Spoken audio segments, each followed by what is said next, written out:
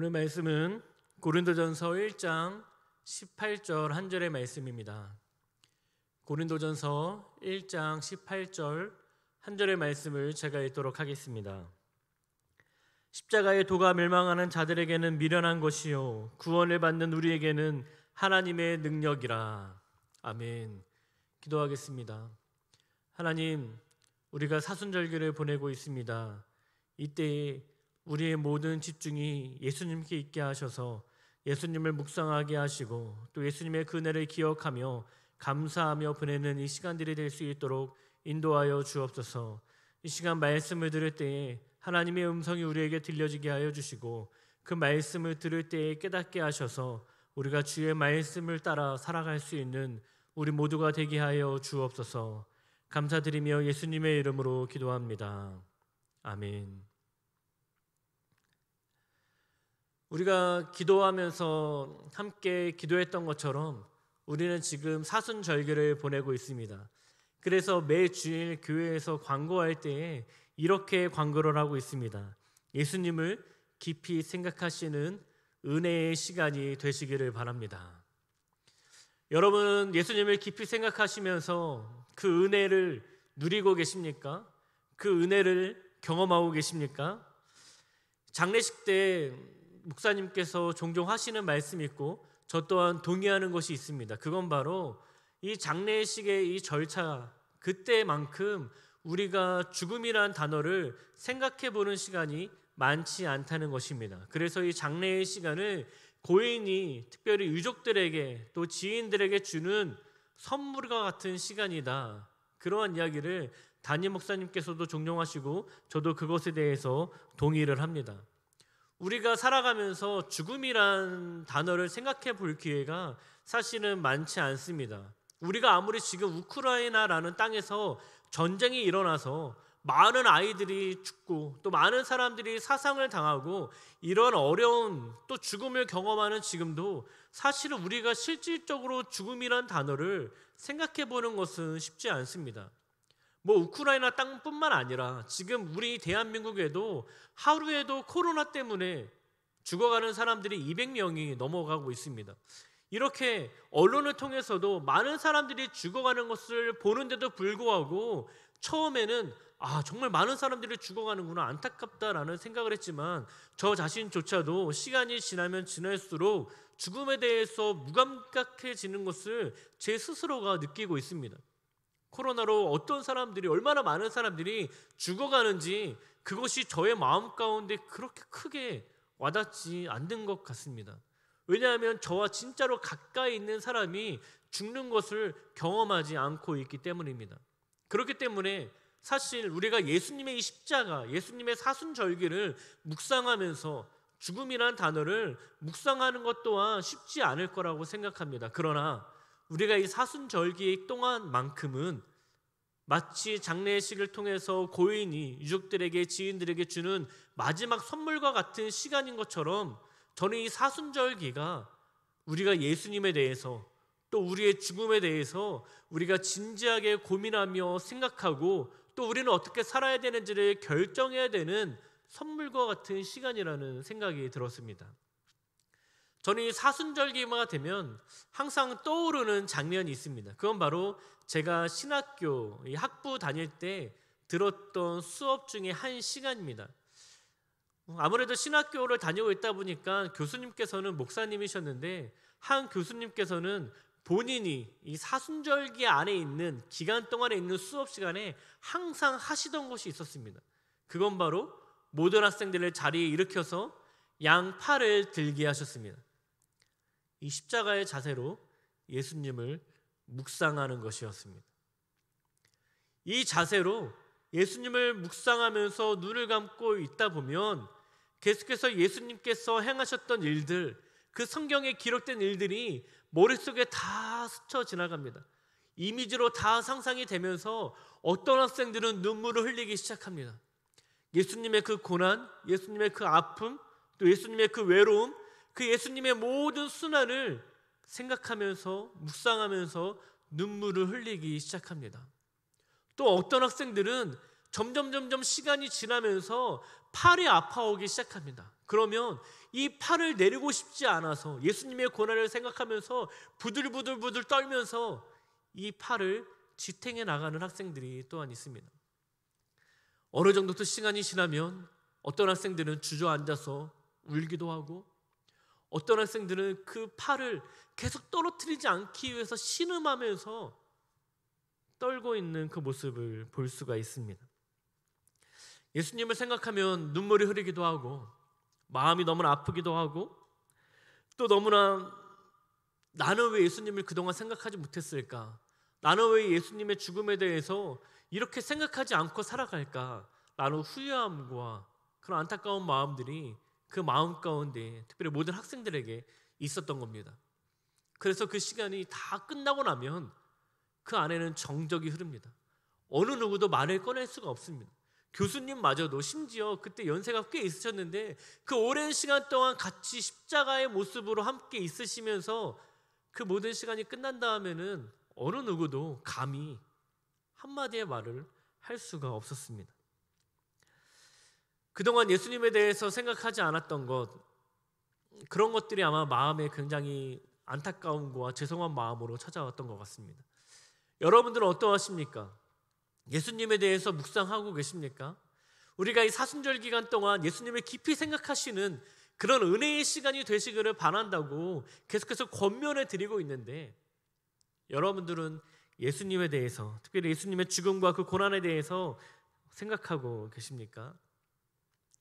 예전에 제주도에서 올라오셨던 한 성도님께서 하셨던 말씀이 기억이 납니다.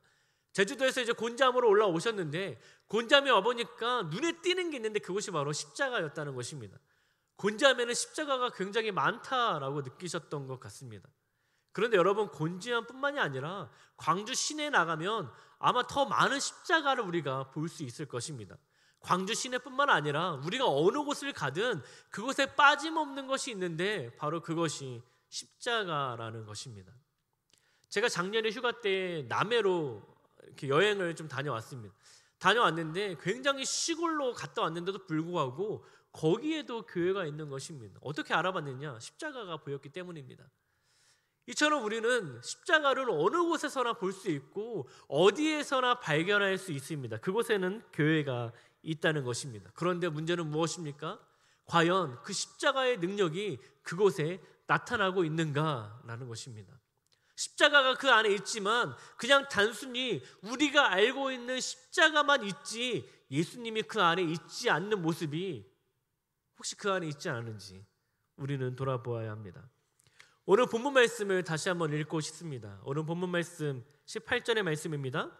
십자가의 도가 멸망하는 자들에게는 미련한 것이요 구원을 받는 우리에게는 하나님의 능력이라. 여러분, 사도 바울은 이 십자가의 도가 믿지 않는 자들, 그들에게는 이것이 너무나 미련한 것이라고 말하고 있습니다. 여러분, 그 이유는 무엇입니까? 여러분, 십자가는 정말로 큰 죄, 정말로 중요한 죄를 지은 사람이 달리는 곳이 바로 십자가였습니다. 그런데 예수님께서 그 십자가에 달리셔서 돌아가셨습니다. 이 세상 사람들이 보기에는, 예수님을 믿지 않는 자들이 보기에는 예수님이 십자가에 달려야 마땅하다고 생각했습니다. 그렇기 때문에 그 십자가에 달려 돌아가셨습니다. 그런데 예수님을 믿는 사람들이 그 십자가에 달려 돌아가신 예수님을 하나님과 같이 경배하고 있는 것, 이것처럼 미련해 보이는 것이 없는 것입니다. 마치 미친 사람들인 것처럼 생각을 했었던 것입니다. 여러분, 유대인들은 나무와 십자가를 구별하지 않았습니다. 또한 나무에 달리는 것과 십자가에 달리는 것 또한 구별하지 않았습니다. 그렇기 때문에 십자가에 못 박혀 죽었다는 것, 그것은 바로 구약 성경에 나와 있는 나무에 달린 자는 하나님의 저주를 받았다라는 율법이 그냥 이행되었다라고 생각된 것입니다. 그렇기 때문에 초대 기독교를 박해하던 많은 사람들은 아마 그리스도인들을 미친 사람이라고 생각했을 것입니다. 아니, 하나님께 저주를 받아가지고 십자가에 달린 사람을 저들은 메시아라고, 구원자라고 그를 경배하고 있는 것 그 자체가 비그리스도인들, 예수님을 믿지 않는 자들에게는 마치 미친 사람들처럼 보였던 것입니다. 그러나 십자가에 달려서 돌아가신 그 예수 그리스도를 믿는 자들에게는 하나님의 능력이 그들에게 나타났다라는 것입니다. 그것을 성경이 말하고 있는 것입니다. 여러분, 예수님을 경험한 초대교회 많은 교부들이, 그 비그리스도인들, 예수님을 믿지 않는 자들이 예수님께서 과연 메시아라면 십자가에서 돌아가실 수가 있느냐라는 그 비웃음과 조롱 가운데에서도 자신을 나타나기 위해서 어떻게 했냐면 십자가로 자신을 표시했습니다. 여러분, 다른 것으로도 표현할 수가 있습니다. 엘이라고, 로드, 엘이라고 표현할 수도 있고, 여러분 다른 다양한 방법으로 자신을 표현할 수 있었을 것입니다. 그러나 초대교회 교부들은 자신을 십자가로 그리스도인이라고 표시를 했습니다. 더 나아가서 십자가는 단순히 무늬와 의미만을 상징하는 것은 아니었습니다. 그들의 행위를 통해서 나는 예수님께 속한 사람이다, 이것을 표현하는 것이 바로 십자가였습니다. 그렇기 때문에 나의 십자가로 나를 표현한 사람들은 나의 모든 행동과 나의 모든 행위가 바로 하나님께 속해 있고 예수님의 영광, 예수님을 드러내는 삶을 살았던 것입니다. 여러분, 교회의 십자가도 마찬가지입니다.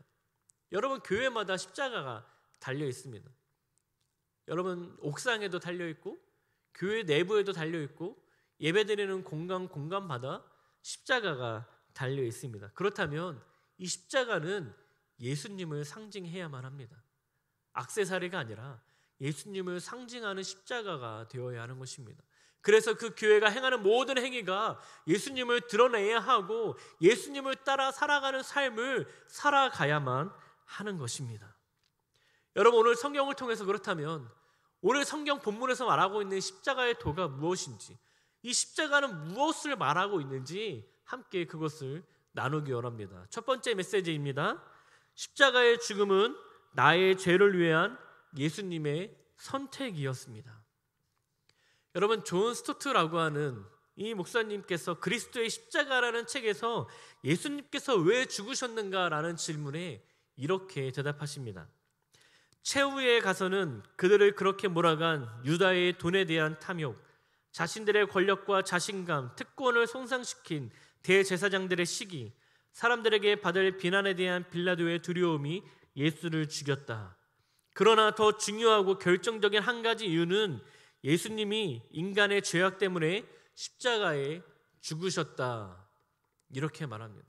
즉, 여러분, 유다가 예수님을 팔아 넘겼습니다. 빌라도도 사람들의 비난이 두려워서 예수님을 십자가에 넘겼습니다.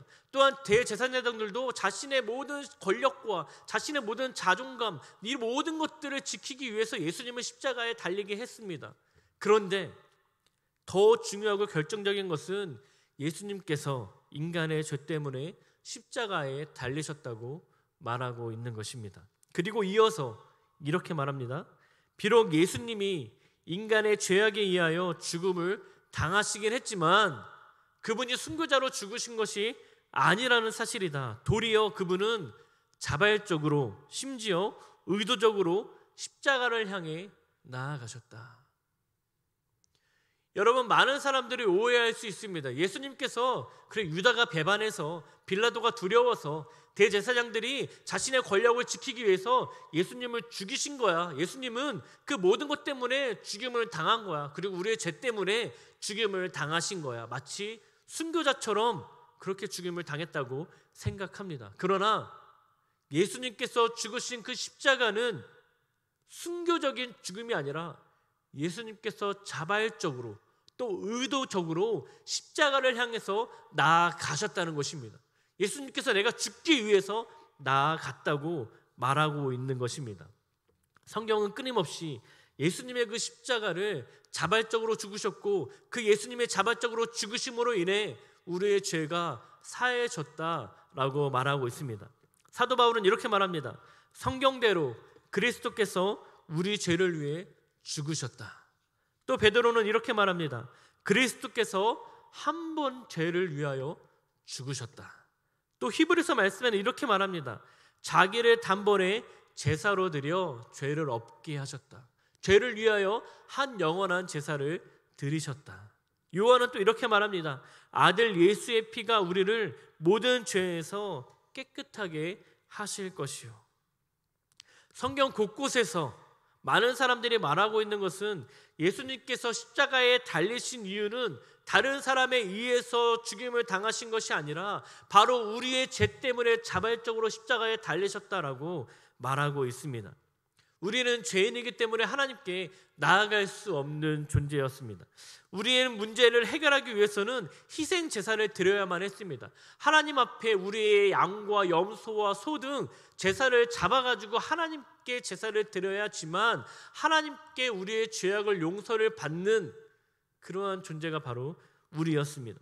그러나 그 제사를 드리기 위해서 얼마나 수고로움과 얼마나 어려운 일인지를 우리가 안다면 예수님의 그 죽으심이 더욱더 우리에게 감사와 찬양으로 변하게 될 것입니다. 여러분, 희생 제물로 하나님께 드리기 위해서는 양이나 염소나 또한 소를 우리가 하나님께로 가지고 나아가야 합니다. 그러나 조건이 한 가지가 있습니다. 그건 바로 흠이 없는 짐승이어야 합니다. 흠이 없는 짐승을 하나님께 가지고 나아가야 했습니다. 여러분, 지금은 교회가 너무 많이 있습니다. 우리가 눈만 여러 가지 다른 방향으로 돌려보면 십자가가 너무나 많이 보입니다. 하지만 당시에 회막은, 성전은 바로 한 곳밖에 없었습니다. 그렇기 때문에 흠이 없는 짐승을 한 곳밖에 없는 회막으로 데리고 나아간다는 건 굉장히 어려운 일이었습니다. 예를 들어 보겠습니다. 여러분, 열미리에서 이 곤지암꾀로 염소를 한 마리 잡아가지고 온다고 상상해 보십시오. 저 열미리에 먼저 가서 우리가 해야 될 것은 무엇입니까?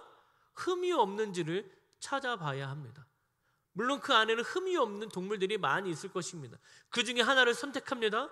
그리고 그 염소를, 흠이 없는 염소를 데려다가 곤지암에 오기 시작합니다. 여러분, 당연히 그 당시에 무슨 교통수단이 있었겠습니까? 걸어서 와야죠. 열미리에서 이곳까지 걸어서 옵니다. 열심히 걸어오는데 바로 길바닥에 떨어진 다른 동물의 변을 이 염소가 보지 못하고 밟아버린 것입니다. 그럼 어떻게 됩니까? 염소에게 흠이 생긴 것입니다. 더 이상 그 염소는 하나님께 드릴 제물이 될 수가 없게 된 것입니다. 그래서 다시 열미리로 갑니다. 열미리로 가서 다시 한번 흠이 없는, 이번에는 소를 잡았습니다. 이제는 소를 데리고 다시 곤지암교회 성전이 있는 하나님께로 나아갑니다. 그래서 소를 열심히 데리고 와서 땅에 변이 없는지, 또한 다른 이물질이 없는지, 내 소에, 나의 제물에 흠이 생기게 할 만한 것이 없는지 열심히 둘러보면서 그 소를 데리고 옵니다. 여러분, 거의 다 왔습니다. 여기 앞까지 왔습니다. 성전 앞까지 왔는데 그 앞에 있는 돌에 미처 보지 못하고 그 소가 돌에 걸려 넘어지게 된 것입니다. 그 소가 어떻게 되었습니까? 흠이 있게 되었습니다. 그 소는 하나님께 제물로 드릴 수가 없게 된 것입니다. 그리고 또다시 열미리로 갑니다. 흠이 없는 제물을 찾습니다. 그 제물을 데리고 변이 있는지 없는지, 돌이 있는지 없는지 샅샅이 눈을 부릅뜨고 보면서 소를 하나님께로 데리고 오는 겁니다. 이 과정 하나만으로도 여러분 만만치 않은 과정이었습니다. 그런데 여러분, 거기서 끝납니까? 아닙니다. 이제는 이 소를 잡아다가 하나님께 번제를 드려야 하는 것입니다. 여러분, 그런데 성경에서는 그 소를 잡는 것은 제사장이 잡아주는 것이 아니라 그 소를 데리고 온 당사자가, 그 죄인이, 죄를 범한 사람이 그 소를 직접 잡아야 했던 것입니다. 여러분, 제주도에 가면은 열방대학이라는 학교가 있습니다. 그 학교는 이 국제예수전도단 YM이라는 단체에서 학생들을 훈련하고 가르치는 그런 학교인데, 거기에 SBS 귀납적 성경연구학교라는 곳이 있는데, 거기서 교장을 맡으셨던 이주영 목사님께서 그곳에 일어났던 일들에 대해서 이야기하시는 것을 들어봤습니다. 여러분, 그곳의 성경연구학교, 그곳에는요 레위기라는 이 성경을 공부한 다음에 이 제사를 드리는 것을 처음부터 끝까지 다 실제로 해본다고 합니다. 저는 한 번도 본 적이 없는데 그 목사님께서 설명하시는 것을 들어봤습니다. 여러분, 소를 데리고 왔습니다. 그리고 이제 소를 직접 잡아야 되는데, 여러분, 우리는 전문 도살장이 아니기 때문에 그 소를 한 번에 죽일 수 있는 것은 절대적으로 불가능하다고 말하는 것입니다. 여러분, 그 소를 잡기 위해서 한 번에 죽여야 정말 깔끔하게 끝나는데, 그 소를 죽이기 위해서 칼로 찍을 때마다 그 소를 정확하게 찔릴 수가 없는 것입니다. 여러분, 그 소를 죽일 때 총 3곳을 한 번에 죽일 수 있다고 말합니다. 미간, 동맥, 심방. 여러분, 예를 들어서 이 미간 사이를 찌른다고 합시다. 이거를 찌르는데 이 소가 가만히 있습니까? 그래요, 나는 희생제물입니다, 나를 죽여주십시오, 이렇게 가만히 있지 않습니다. 소는 내가 죽임을 당할 거라는 것을 분명히 알고 있습니다. 그렇기 때문에 몸부림을 치기 시작합니다. 그러한 소를 미간이 정확한 곳에 칼로 찍어야지만 한 번에 죽일 수 있는 것입니다. 그렇게 미간에 칼로 찔리기 위해서 있는 힘껏 칼을 내리꽂습니다. 그런데 이 소가 몸부림치면서 눈을 찌르게 됩니다. 피가 터지기 시작합니다. 다른 곳을 또 찌릅니다. 그런데 그것도 정확하게 찔르지 못했습니다. 피가 또 튀깁니다. 여러분, 그래서 제발 죽으라고 소리치면서 찌르고 완전 난도질을 당하는 그 장면을 그곳에서 경험했다는 것을 들었습니다. 여러분, 그곳에 낭만이 있습니까?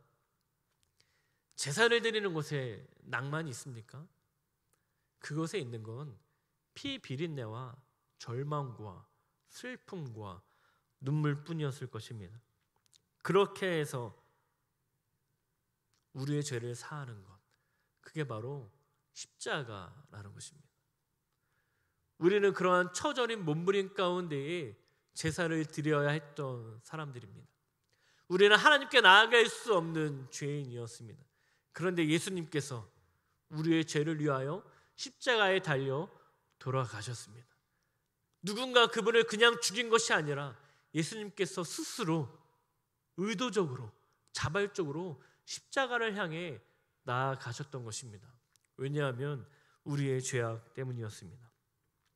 에베소서 5장 2절 말씀은 이렇게 말하고 있습니다. 그리스도께서 너희를 사랑하신 것 같이 너희도 사랑 가운데 생하라. 그는 우리를 위하여 자신을 버리사 향기로운 제물과 희생 제물로 하나님께 드리셨느니라. 십자가의 죽음은 예수님께서 나의 죄를 위해서 선택하신 죽음입니다. 또 성경에 말하고 있는 십자가의 도가 무엇을 의미하는지 두 번째 메시지입니다. 십자가의 죽음을 통해 하나님과 화목하게 하셨습니다. 여러분, 제가 이 존 스토트의 그리스도의 십자가라는 책을 읽으면서 많은 순교자들에 대한 책을 읽었습니다. 그러면서 2세기에 이 안디옥 교회를 감독했던 이그나티우스가 이 로마에 가면서 이렇게 말합니다. 내가 불에 타거나 십자가에 매달리더라도 뼈가 부서지고 사지가 찢겨올지라도 온몸이 가루가 되고 악마의 모든 악의가 내게 오더라도 좋다. 그렇게 해서 내가 예수 그리스도, 예수를 얻을 수만 있다면. 그리고 얼마 지나지 않아 2세기 중엽에 서머나 감독이었던 폴리캅이 화형을 당해서 순교하기 전에 이렇게 기도합니다. 나를 순교자의 한 부분을 담당할 만한 자로 여겨주시니 주를 찬송합니다. 3세기에 기독교 박해가 심했던 그 기간에 순교한 알반이라는 영국의 순교자는 모진 매를 맞았지만 주님을 위해서 동일한 인내로, 아니 즐거움으로 그 고통을 견디다가 수고했다고 말합니다. 그 이후에도 여러분, 많은 사람들이 순교를 당했다고 성경은 기록하고 있고 역사가 기록하고 있습니다. 그런데 그들이 죽을 때에 정말 고통과 정말로 피하고 싶은 그 마음이 아니라 오히려 하나님 앞에 즐거운 마음으로, 기쁨과 감사한 마음으로 순교를 당했다고 기록하고 있습니다. 어떻게 그럴 수 있었겠습니까? 예수님 때문이었습니다. 나를 위해, 나의 죄 때문에 이 땅에 오신 예수님, 그리고 나를 위해 십자가에 달려 돌아가신 예수님, 내가 그분을 따라갑니다. 그분이 십자가에서 보여주신 그 놀라운 사랑, 그 희생, 나도 따라갑니다. 내가 예수님과 같이 그런 삶을 살 수 있도록 인도하신 하나님 감사합니다. 그런 마음으로 그들이 하나님 앞에서 순교했던 것입니다. 책에서는 예수님께서 이 잔을 내게서 옮겨달라고 했던 그 기도에 대해서 이렇게 말합니다. 예수님의 무지한 영혼은 이렇게 인간의 죄에 접촉하는 것을 회피하고자 멈칫거렸던 것이다. 죄에 대한 심판이 가져다 줄 아버지로부터 소외되는 경험에 대하여 그분은 두려움을 느끼고 뒤로 물러나셨던 것이다. 여러분, 이 잔을 내게서 옮기시옵소서라는 그 성경 말씀을 저는 한동안 오해하고 있었던 것이 있었습니다. 그건 바로 예수님이 십자가가 무서우셨던 거구나, 여러분 당연하죠. 예수님도 사람이셨기 때문에 그 십자가에서 돌아가시는 피와 물을 쏟아야 죽어가는 그러한 죽음을 당연히 무서우셨겠구나, 이러한 생각을 했었습니다. 그렇기 때문에 예수님께서 이 잔을 내게서 옮기시옵소서 이러한 기도를 하지 않았나, 이러한 생각을 했던 적이 있습니다. 그러나 제가 철저하게 그것이 틀렸구나라는 것을 이 책을 통해서 깨달았습니다. 예수님께서 십자가에 달려 돌아가시는 것이 무서우셨던 이유는 바로 십자가에 달리는 것은 우리의 죄를 바로 전가받았기 때문입니다. 예수님이 죄인이 되시는 거기 때문입니다. 그 말은 무엇입니까? 하나님과의 단절을 의미하는 것입니다. 여러분, 예수님께서는 한 번도 하나님과 단절된 적이 없으셨습니다. 왜냐하면 그분은 죄가 없으신 분이기 때문입니다. 그렇기 때문에 하나님과 한 번도 단절되지 않았던 그분께서 하나님과 단절되어야만 하는 사건이 바로 십자가의 사건이었습니다. 그런데 더 중요한 건 무엇입니까? 예수님의 그 십자가의 달리심을 통해서 우리가 하나님과의 단절된 관계가 회복되었다고 말하는 것입니다. 로마서 5장 10절은 이렇게 말합니다.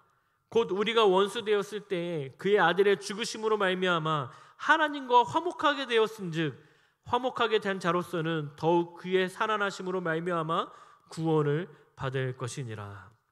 아멘. 여러분, 예수님께서 십자가에 죽으심으로 우리는 하나님과 화목하게 되었다라고 말합니다. 앞서 말씀드린 것처럼 우리는 하나님께 나아갈 수 없는 자였습니다. 왜냐하면 우리는 죄인이었기 때문입니다. 우리는 하나님 앞에 나아갈 수 없는 죄인이기 때문에 하나님과 만날 수가 없었습니다. 그러나 예수님께서 십자가에 달려 돌아가신 그때에 휘장이 찢어지고 우리는 하나님 앞에 담대히 나아갈 수 있게 되었습니다. 그것이 바로 십자가를 통해서 이루어진 것입니다. 십자가의 죽음은 단순히 우리의 죄 사함뿐만이 아니었습니다. 우리의 죄 사함의 의미는 하나님과의 화목함에 있습니다. 여러분들이 어떻게 지금 이렇게 하나님께 예배를 드릴 수 있습니까? 어떻게 여러분들이 직접적으로 하나님께 기도할 수 있습니까? 어떻게 여러분들이 직접적으로 하나님의 임재를 구하며 하나님께 나아갈 수 있습니까? 어떻게 여러분들이 직접적으로 하나님을 만나는 그런 은혜가 있을 수 있습니까? 어떻게 여러분들이 직접적으로 하나님께 기도의 응답을 받을 수 있게 되었습니까? 예수님의 십자가가 아니었다면, 그 십자가의 죽음이 아니었다면, 예수님께서 그 십자가를 지시지 않았다면 이 모든 것들을 우리는 경험할 수가 없었습니다. 예수님의 그 십자가의 죽음을 통해 우리는 하나님과 화목하게 되었습니다. 오늘 말씀의 마지막 메시지는 이것입니다. 구원은 믿는 자에게 주어지는 것입니다. 우리가 앞서 나눴던 것처럼 예수님의 죽음은, 예수님의 십자가의 죽음은 나의 죄를 위한 죽음이었습니다. 그리고 예수님은 그것을 다른 사람으로부터 죽임을 당한 것이 아니라 스스로 자발적으로 의도적으로 십자가를 향해 나아가셔서 죽으셨습니다. 그리고 십자가의 죽음을 통해 우리는 화목하게 되었습니다. 누구와 화목하게 되었습니까? 하나님과 화목하게 되었습니다. 우리는 이것을 구원이라고 말합니다. 그런데 중요한 것은 이 구원을 안다고만 주어지는 것이 아니라는 것입니다. 앞서 말씀드린 존 스토트 그리스도의 십자가라는 책에서 이렇게 말합니다. 그분이 죽으심으로 우리에게 자기의 살과 피를 주셨다는 것과 우리가 그분의 죽음으로 인한 복을 우리 자신의 것으로 삼는 것은 별개의 일이다. 나는 마치 그 사실 자체 혹은 그 사실에 대한 나의 지식이 구원을 가져다 주기는 한 것처럼 도리어 거만하게 그거야 누구나 알아요 라고 대답한다. 무슨 말입니까? 예수님의 나를 위해서 십자가에 달리신 것을 알고 있습니다. 예수님께서 나의 죄 때문에 이 땅에 오시고 십자가에 달려 돌아가신 것을 나는 알고 있습니다. 그리고 예수님께서 그 십자가를 통해서 나를 하나님과 화목하게 하신 것을 나는 알고 있습니다. 이렇게 거만하게 말한다는 것입니다. 문제는 무엇입니까? 믿지 않는다는 것입니다. 이 땅에 많은 그리스도인들이 예수님의 오심을 알고 있습니다. 십자가의 달리심을 알고 있습니다. 그 십자가의 달리심을 통해서 내가 하나님과 화목하게 되었다는 것을 알고 있습니다. 그런데 그 아는 것으로는 구원을 받을 수가 없습니다. 구원은 믿음으로 주어지는 것이기 때문입니다. 사도행전 16장 31절에 이렇게 말합니다. 주 예수를 믿으라. 그리하면 너와 내 집이 구원을 받으리라 하고, 사도행전 4장 12절에 또 이렇게 말합니다. 다른 이로서는 구원을 받을 수 없나니 천하 사람 중에 구원을 받을 만한 다른 이름을 우리에게 주신 일이 없음이라 하였더라. 여러분, 오직 예수님을 믿는 자만이 구원을 받을 수가 있습니다. 우리가 아무리 온몸을 십자가로 그려놓는다 하더라도, 아무리 우리가 십자가에 달려놓는다 할지라도, 아무리 우리가 귀걸이를 십자가의 모양으로 한다 할지라도, 우리가 아무리 십자가 모양으로 우리의 목걸이를 한다 할지라도, 우리가 문신으로 온몸에 다 도배한다 할지라도 그것을 우리의 구원이 이루어지는 것이 아니라는 것입니다. 아무리 교회 성전 안에 십자가가 있다 할지라도, 아무리 우리 교회 안에 저 옥상 위에 십자가가 달려있다 할지라도 그것을 믿지 않는다면 우리는 어느 누구도 구원에 이를 수가 없게 된다는 것입니다. 그렇다면 예수님의 십자가는 아무 의미가 없어지는 것입니다. 우리가 알기만 한다면 예수님께서 나의 죄를 위해 십자가를 지셨구나, 예수님께서 그 십자가를 지심을 통해 내가 하나님과 화목하게 되었구나, 이것이 그냥 아는 것으로 끝난다면 예수님의 죽음은 너무나 슬픈 죽음일 것입니다. 여러분, 사순절을 보내고 있습니다. 매년 돌아오는 사순절기라고 생각할 수 있습니다. 또한 그냥 예수님을 생각하는 시간, 그 정도로 끝날 수 있습니다. 그러나 여러분, 이 사순절의 기간 동안 우리가 정말 예수님을 깊이 묵상해서 예수님께서 십자가에 나를 위하여 돌아가신 그 의미가 무엇인지를 깊이 경험할 수 있는 시간이 되시기를 바랍니다. 예수님께서 나의 죄 때문에 십자가에 달리신 그 의미와 그 마음과 그때 하나님 아버지의 마음, 그때 예수님의 마음이 어떠하셨는지 깊이 깨닫는 그런 시간이 되시기를 바라고, 또한 예수님께서 나를 위하여 십자가에 달려 돌아가심으로 하나님과 화목하게 하셨다는 그 사실로 인하여 우리가 하나님께 나아갈 수 있는 것이 얼마나 감사한지, 그냥 매주 매일 예배드리는 그 예배가 습관적으로 그냥 당연히 내가 드릴 수 있는 것처럼, 내가 이전에도 그냥 당연히 드릴 수 있어야만 했던 것처럼 드리는 예배가 아니라 이 하나님과의 관계를 위해서 예수님이 십자가에 달리셨구나, 이것을 묵상하며 깨달을 수 있는 그런 은혜가 있기를 원합니다. 그래서 예배를 드릴 때마다 감격이 있는, 그래서 하나님께 나아갈 때마다 정말 간절함이 있는, 기쁨이 있는 그러한 예배가 되기를 원합니다. 그것을 믿음으로 또 구원에 이르는 우리 모두가 되시기를 바랍니다. 기도하겠습니다. 하나님, 사순절기를 보내고 있습니다. 한 사람 한 사람이 사순절기를 어떻게 보내고 있는지 하나님, 저는 알지 못하지만 간절히 원하는 건 우리 곤지암교회 모든 성도님들이 이 사순절기를 통해서 예수님을 깊이 묵상하고 예수님을 깊이 만날 수 있는 그런 시간이 되게 하여 주옵소서. 예수님께서 십자가에 달려 돌아가심으로 나의 죄가 사해졌음을 믿음으로 고백하게 하여 주시고 감사하게 하시고 감격이 있게 하여 주옵소서. 또한 우리가 하나님 앞에 나아가 예배드리는 것이 너무나 당연한 것처럼 여겨지지 않고 예수님께서 십자가에 달려 돌아가심으로 말미암아 우리와 하나님 사이에 화목하게 하신 그 은혜를 깊이 깨달아서 예배를 드릴 때마다 감격과 감사로 예배할 수 있는 우리 모두가 되게 하여 주옵소서. 하나님이 여전히 예수님의 그 십자가의 놀라운 사랑과 또한 예수님께서 우리를 위하여 십자가에 달리신, 또한 보내시기까지 하신 하나님 아버지의 놀라운 사랑을 머리로만 알지 않게 하시고 우리가 믿음으로써 구원에 이르는 놀라운 역사가 우리 모든 곤지암교회 성도님들에게 있을 수 있도록 축복하여 주옵소서. 다시 한번 이 땅에 우리를 위하여, 나를 위하여 이 땅에 오신 예수님께 감사드리며 예수님의 이름으로 기도합니다. 아멘.